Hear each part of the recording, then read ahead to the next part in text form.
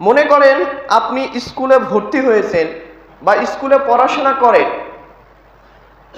প্রতিদিন আপনার শিক্ষক নাম প্রেজেন্ট করেন যে কজন ছাত্রছাত্রী স্কুলে এসেছেন।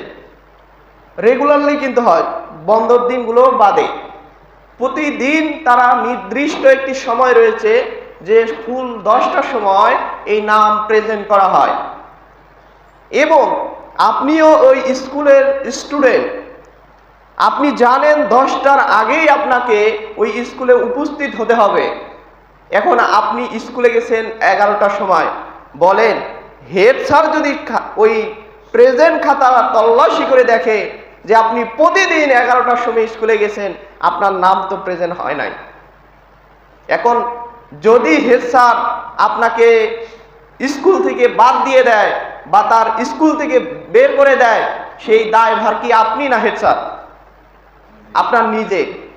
আপনাকে নির্দিষ্ট একটা সময় বলা হয়েছে, নির্দিষ্ট সময়ের মধ্যেই আপনি স্কুলে আসবেন, অথচ আপনি নির্দিষ্ট সময়ে স্কুলে উপস্থিত না হয়ে 11টার সময় করে গেছেন, আপনার প্রেজেন্টে নাম উঠে নাই। আপনি সারা জীবন যদি এইভাবে চলেন, আপনাকে প্রেজেন্ট হবে না। এই কথাটা বলার আরেকটি কারণ হচ্ছে আল্লাহ সুবহানাহু ওয়া তাআলা এই পবিত্র জুমার এমন একটি মর্যাদাপূর্ণ দিন হিসেবে পরিগণিত করেছে, তা আমি আপনাকে কি দিয়ে বুঝাই। এই দিনে যখন কোনো মুসল্লি তড়ি ঘড়ি করে সবার আগে মসজিদে আসে, ফেরেশতারা দপ্তর নিয়ে খাতা নিয়ে দরজা সমূহের মধ্যে দাঁড়িয়ে থাকে। সবার আগে কে আসলো, তার আমলনামায় উট কোরবানি করলে যে নেকি হবে সেই নেকি তার আমলনামায় লেখা হয়।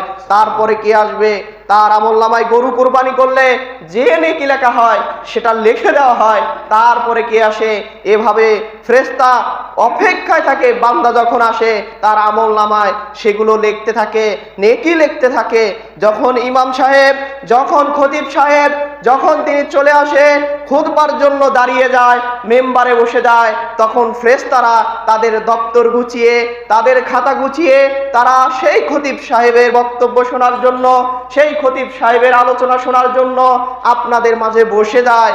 এখন বলেন, খতিব যখন খুতবা দিবেন ওই সময় যারা এই মসজিদে আসবে তারা বলেন প্রেজেন্টের খাতায় তাদের নাম থাকবে কিনা? বলেন থাকবে না।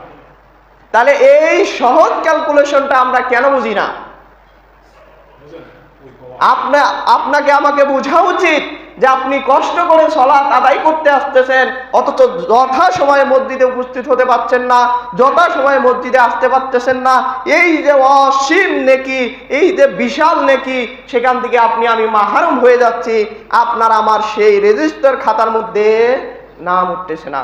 তারপরে বলেন, আপনার মতো আমার মতো অধম, আপনার মতো আমার মতো ব্যাককেল মানুষ কি আর হতে পারে?